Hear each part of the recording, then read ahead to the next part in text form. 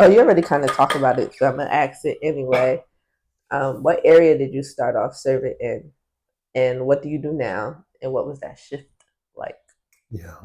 So I started out doing a young professional singles Bible study. Um, yes, it was about a few months after I came to Christ Fellowship. And yeah, they asked me to do it. And I remember that's another thing that does what service does. Like when you serve in the Lord, like you ain't got time to be dealing with this foolishness of the world because you're just busy. You busy with the Lord. Because I was in an impure relationship, toxic relationship at the time, and it's funny because I asked her, it's like, do you think I should lead a Bible study? And she was like, yeah, I think you should do it. And lo, did she know what that meant? Because it was no turning back with that. So I remember it was a men's Bible study in the morning, and Pastor Bruce was leading it.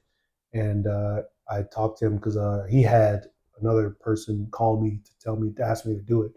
And I talked to him about it, and he was like, I mean, he did it very nice, very kind, but he was like, well, I mean, this is an act of obedience. I mean, if you should pray that God is God asking you to do this, and if He is, then it's really an operation of obedience.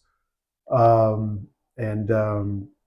so then, I mean, I was really nervous. I mean, I had never taught Bible ever, and this was just when I was starting to be conversant and able to handle the word for myself.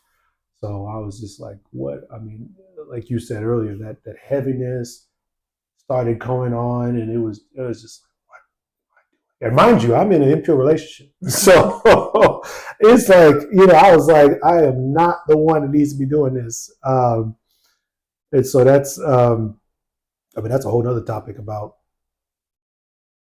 being struggling with a sin. Should you be struggling with no sins when you're serving and stuff? But anyway, but I did it. I said, you know what? Let me give it a try. And oh man, I mean this. It was just like throwing a fish into the ocean. It was just like wow. I mean, and it was the conversations we were having, and it was during that I was caused to face my lukewarmness, my double-mindedness. And I remember, what was her name? Sarah. She was going to the church. I hope her name was Sarah. That would be terrible. But because I forgot her name, her last name, but she was the one going. Like we were talking about it, and my relationship came up. And this is why like community is important because you gotta be able to talk about your life. So relationship came up, and it was funny because at first they thought it was a guy's thing. Obviously guys, young single man, guys are going to come and women are not likely to come. But then she walked in there and you should have seen the guys' faces. They was like, you remember Ralph? Y'all remember Mm-hmm. Ralph? Yeah, Ralph was in there. I thought this was a guy's thing. But man, no, she came in and she was, yeah, she was a great addition. And then next thing you know, we had 25 people. Like, 'cause she brought her friends, their friends brought their friends, and then it was like, and then I think that was when I think they had not met prior to, or it was. I'm gonna claim it was when Alice and Isaiah met. Like they met in like the young professional, either the Bible study or an event we had. We went to, I forgot the name of it. It was some restaurant in New Tampa, but and so it just kept. It was a burden at first because I was scared. It was fear. It was anxiety based, and then we did it, and then I was like, oh wow.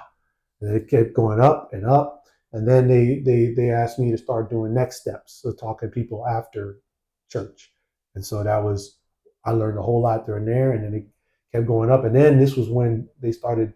The needs of the church will also indicate what other stuff you need to shift in. Mm-hmm. So if the church needs specific areas, so like they planted in downtown, and so we needed to go down there. So that was my first experience with a church plant, and I saw like how it is, canvassing the neighborhoods, passing out flyers and stuff.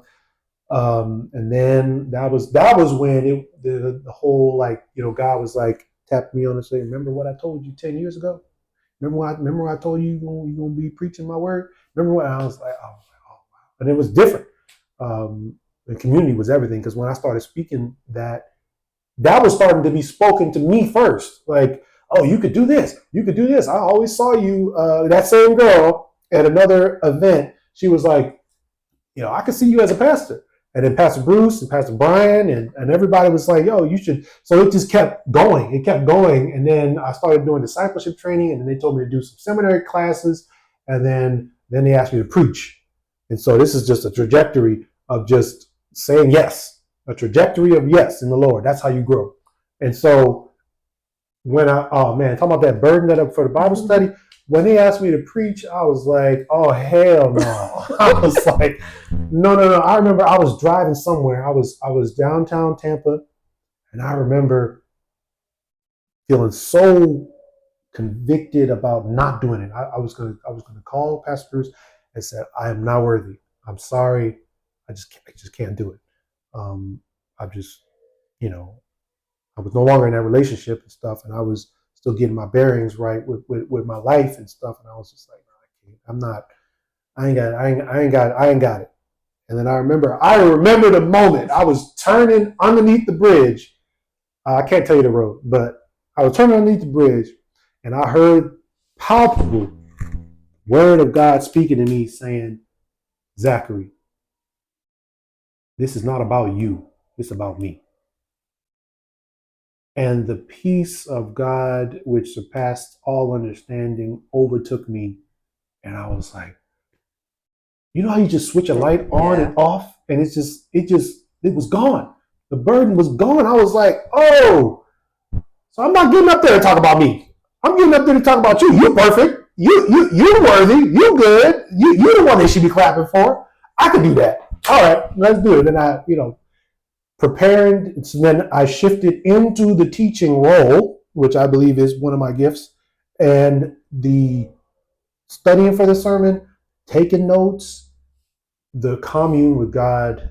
That's one thing you can know, like when you are in the right place, is that there's just a commune with God. There's a open communication. It's just, you just feel the presence, and you hear Him so much. He was talking to me so much through the Word that before I never experienced. I mean, because I would read the Word, and then the Holy Spirit would tell me even more stuff that's also within the Word, and I was just like, like, wow. So this is not just words on a page. Like, this is life. This is living. And so, then they said, let's get you ordained, and then now you can't stop me. So that same thing happened to me the very first time I had to preach. Like, Bishop wants you to preach. I said, "Who? That's not my no, you and DeMadre. That's y'all thing. That's not my thing." She was like, "No, that's my mom." She was like, "I'm telling you, he said he blessed you as a youth. You're gonna preach on Youth Sunday." I'm not preaching. Like, telling him no. He was like, "I'm not gonna tell him no." Okay. And I promise you, and they told me this maybe like 3 months before. I did not study nothing because I'm not preaching. I was I was big on that. Like, I'm not doing it.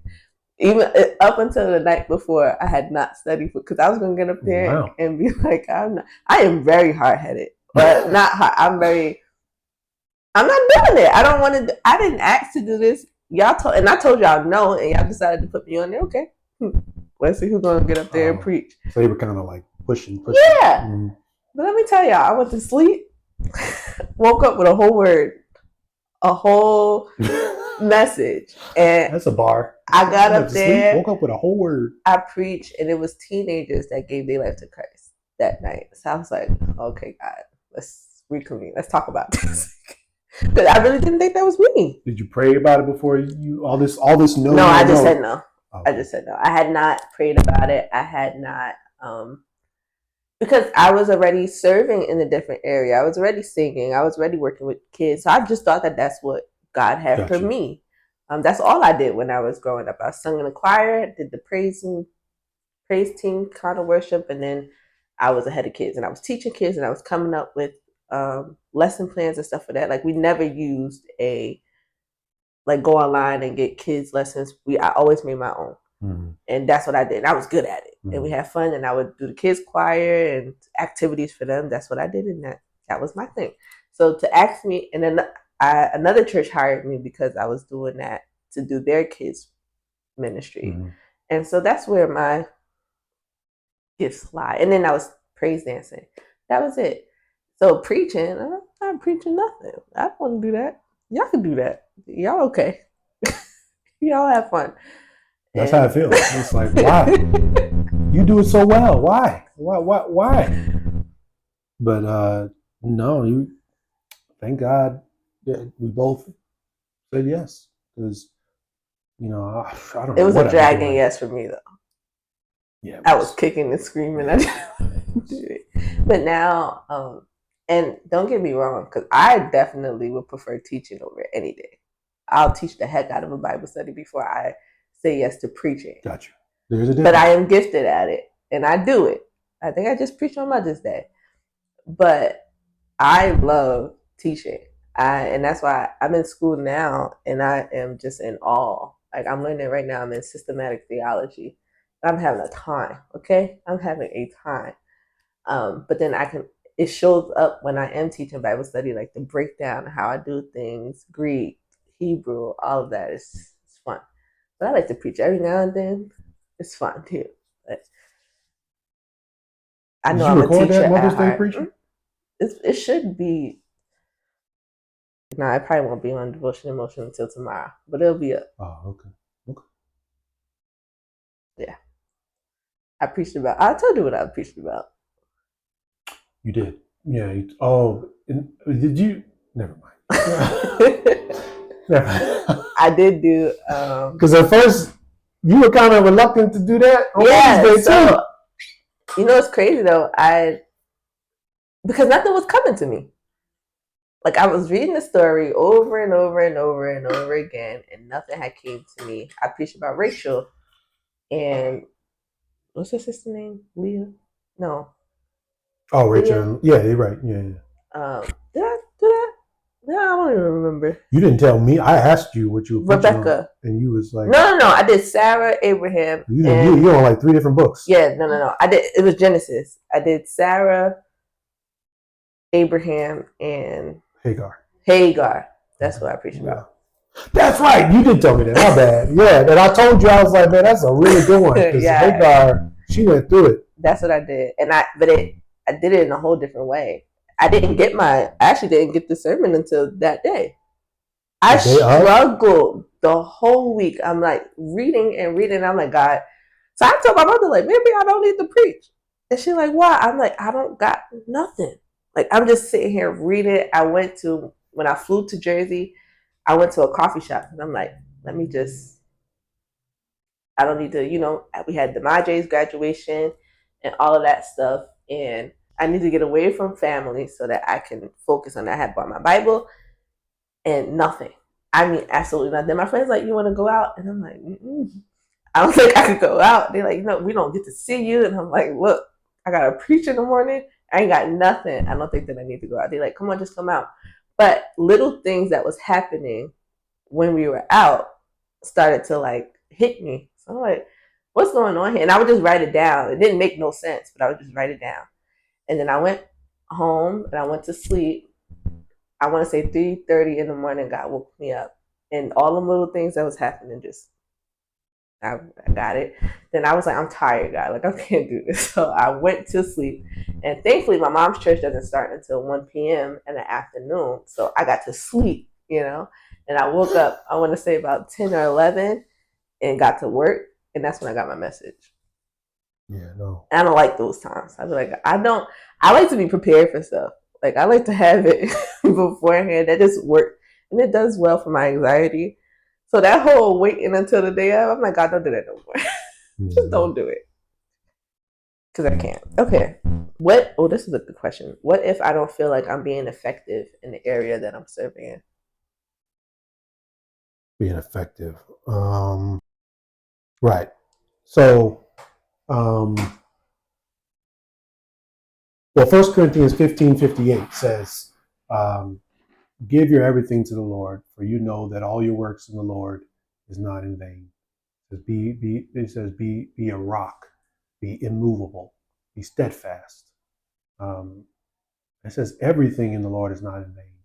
So there's no way you can be working for the Lord, working in the Lord, serving, and it's not effective. When you say not effective, I mean like it's in vain, because it's not in vain. Like as you said earlier, like you could give a sermon and then you could feel like it went horrible, and it would be like, man, and then somebody will contact you and say, man, that was amazing. Like I never saw it that way. That happened to that happened to me recently. I gave a sermon and I was like, I mean, I always kind of feel like that, but I was like, man, whatever. Okay, I'll do better next time. And then Jody came up to me and she was like, yeah, Amari heard your message yesterday, the way you were talking about this, and she loved it. She had never heard of it that way. And I was like, I was legit shocked. I was like, oh wow, because I thought.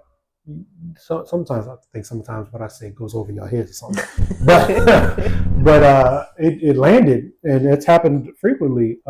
People will be, you know how people tell you what you said and you don't even remember. Like, I said that. Oh, that's what's up. And I could never listen. I know I need to, but I could never rewatch. Oh, I don't either. The whole thing. That's partially why that Mother's Day sermon has not gone up yet, because sitting here and she does all my editing. But I told her, like, I'm going to do it. And you know where it's sitting? Right in the bowl. No, I'm going to do it. It's just watching it. But people will come to me and be like, that was so needed and da-da-da. Okay. I'm glad. Right. And all that to say, it's never ineffective. You know, it may not be where you're supposed to be in the long run, but which is fine. You just see if there's other areas. There's nothing wrong with stopping in one area. I think the only thing wrong would be to stop completely. The only thing wrong is to go from serving to a pew warmer, a bench warmer. That's the only wrong thing. And also the feeling part, feelings come and go, but convictions never leave. So follow the convictions. Don't follow your feelings, because emotions should be recognized. Emotions should be processed. Emotions should be talked through.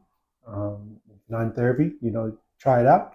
A Christian therapist, because not all therapists are made equal. Please, you can't let everybody in your mind. Anyway, so feelings, they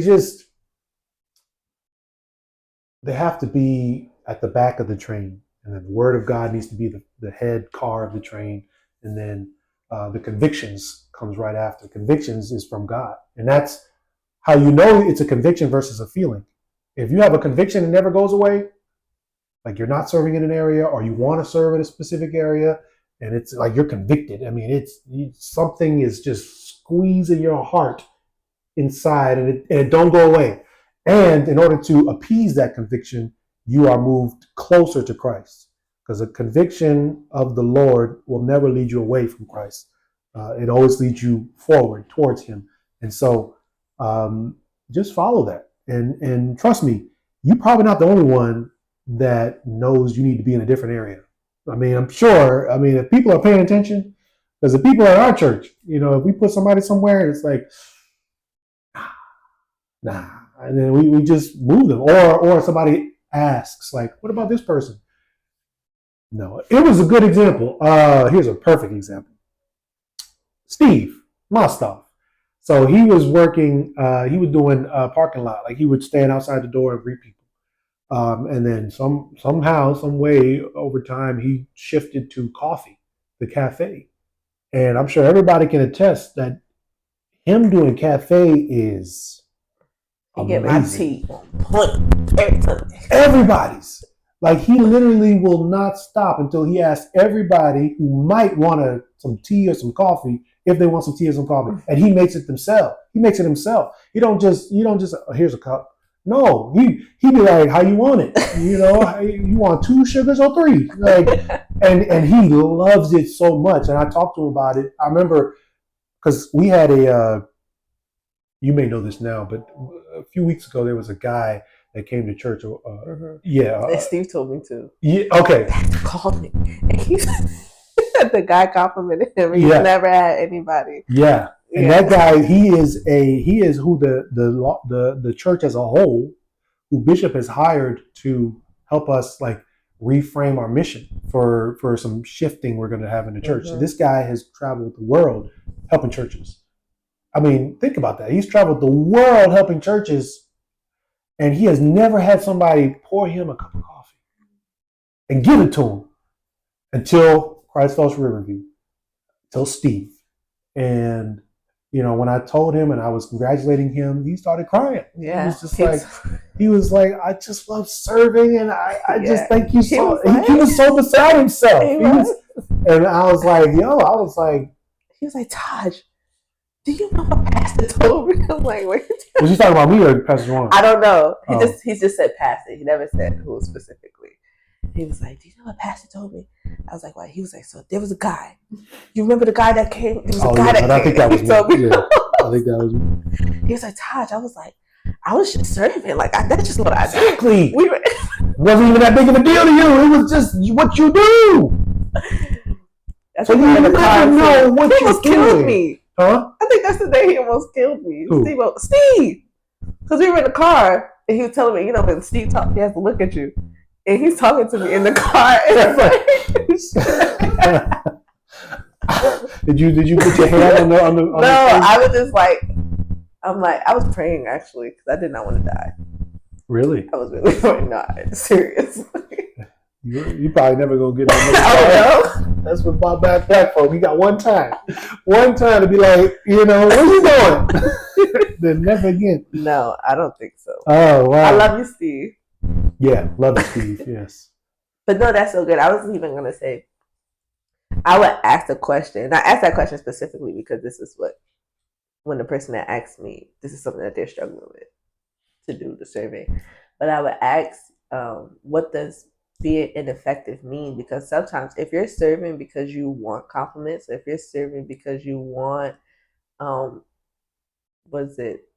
positive reinforcement or recognition, or you're gonna feel like that because you're doing your heart posture is in the wrong place. Mm-hmm. That's good. That's right. And it says, those who seek me with all their heart. This is Jeremiah 29. I think I have that for another question. But how many more questions we got? One. What is it? Any advice? Okay, no, I'm saying now. So Jeremiah 29:11 says, for I know the plans I have for you, plans to prosper you, plans for hope. And then he further down says, those who seek me with all their heart, they find me. And that's, when I'm talking to a lot of non-Christians or lukewarm Christians or whatever, the idea is, are you seeking God with all your heart? Whatever it is you're doing, are you doing it with all your heart? Some people think they're doing it with all their heart. Some people do things so that it can appear like it's all their heart. But you can't fool God. He examines the mind. No, he searches the mind. This is Jeremiah 17:10. He searches the mind and tests the heart. And that the word test is not like a school test. It's like examine, like you testing the purity of this thing. So that's what he does. We can't hide nothing from God. So if our heart's not in the right place, like we're serving others as unto the Lord, then though ineffectiveness we can feel like we're being ineffective. And other people are probably noticing that. It's like, okay, it's obvious that, because as a pastor, one thing I'm really good at, because I see it a lot, is when people don't want to do something. It's like you ask somebody to do something and you can tell they don't want to do it. They'll do it, but they don't want to do it. And it's like, I don't even want you to do it no more. It's like, because Paul says, we shouldn't grumble. We shouldn't. It is indication that you may not be in the right place if you keep grumbling, because we can't grumble. We're not supposed to grumble with one another and grumble in our service. And if you are, it probably means that you're not in the right place. So that's a good indication that you're not in the right place. But also, if you are in the right place, sometimes, we get we get tired and we want to do other stuff and yada yada yada. Especially the further in you go, like the further the more responsibility you get in the kingdom of heaven on earth. It's more of a boundary you got to set. Like I was the other day. One of my good friends, Aaron Sampson, his girlfriend, he was always getting mad. She's always getting mad at me because I'm always leaving the events early because she has like events on Saturday nights. Well, this was a Friday night. I just wanted to go home, but I just like to go. Ain't nothing gonna happen good after a certain time of night. I learned that. My mama told me that, and so that's one of the reasons. But then I'd be tired. But if he has an event on Saturday, like I gotta go home, and it's like, and it was like, Zach, we about to go to this. Nope, and it was like, it hit me. One of the events, it hit me was like, it is kind of like I have a child. It is kind of like I have kids because it's like, I mean, a lot of y'all do kind of just see as like people that my responsibility, not like you're a child, but like you're my responsibility. And so it is kind of like childlike for me. And so when I leave early, it's because I have a responsibility. I have to be at the church at a certain time. If I'm not carefully, especially since I got to bring so much stuff and then all that. And so I have to do more to kind of like, okay, during this night, I don't do anything. I cut everything off at a certain time. I don't answer phone calls after a certain time. And, through that, you have to get ready for that. You have to get ready because that makes it harder because then you further get separated from people that are not on that same path. And like I said earlier, like you can, like it keeps you from doing wrong when you just focus on doing right. And it's like, it keeps you from people too, because some people mean well, great people mean well, but like when you're living life on mission and they ain't aligned, their mission ain't aligned with your mission, we ain't gonna hang out. When I'm gonna see you? Because no, I'm not going out. Because I mean, there would be times where they would want to do stuff Sunday afternoons, but I was doing Next Steps at the time and trying to take people out for lunch. That was part of my mission, and so I was unavailable. And then they were like, one of them was like, "Oh, you don't, it was kind of, they told me it was kind of petty, but they was like, but you don't want to be my friend." They unfollowed me everywhere and stopped talking to me, and that happens. It happens when you start to live life for God. It does happen. I was saying, well, not I was saying, but I was just thinking this. Like I believe serving is another form of worship. Oh, absolutely. And the Bible tells you to worship in spirit and in truth. And so when you are worshiping in spirit and in truth, you do have to. There is a move myself out the way and just focus on God. And when you focus on God, like he was saying earlier, nothing that you do is in vain. And so even if you feel ineffective or whatever the case may be, if you're worshiping in spirit and in truth, then if you are feeling like, oh, this is not working or this is not helping or whatever the case may be, I would check your heart posture for that because but when you're living for God, a lot of you lose friends or whatever. One of my best friends actually, I would every time I go home, I'd be like, come to church with me, and she's like, no, like she has her own walk with Christ, right? Or everybody has their own story, everybody has their own past or whatever it could be. I just know I would not feel like a friend if when I come home and I know that I'm going to church, I don't invite you, or I'd be like, hey, I'm preaching here, you want to come? Like anybody, even if I know you're a Christian, if I know you're not, if I'm home and I consider you a friend, I'm inviting you because I wouldn't be tired if I didn't do that. Or sometimes she'll call me and she has like a issue, and I'm like, do you want my advice? Because if you want my advice, that means you want the biblical advice. Means you want some Bible. You want some scriptures. I'm sorry. You're right. But I feel like for 10 years, I've known for 10 years, I've been planting the seed, and it's just now recently that she'll call me like, can you pray with me? Can you do this? 10 years. Do you know how ineffective I would feel in 10 years trying to, every time, come to church, there's always an excuse. It's too early. Then my mom's service is that late. I gotta eat lunch or something. There's always an excuse. Listen, you can always make an excuse.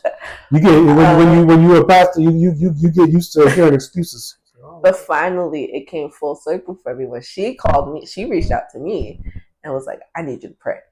I'm like, "You want who to pray? Wait, to who? God?" And then after that, she asked me, "Could I teach her how to pray?" And I was like, "When was this?" Like 2 weeks ago. Wow.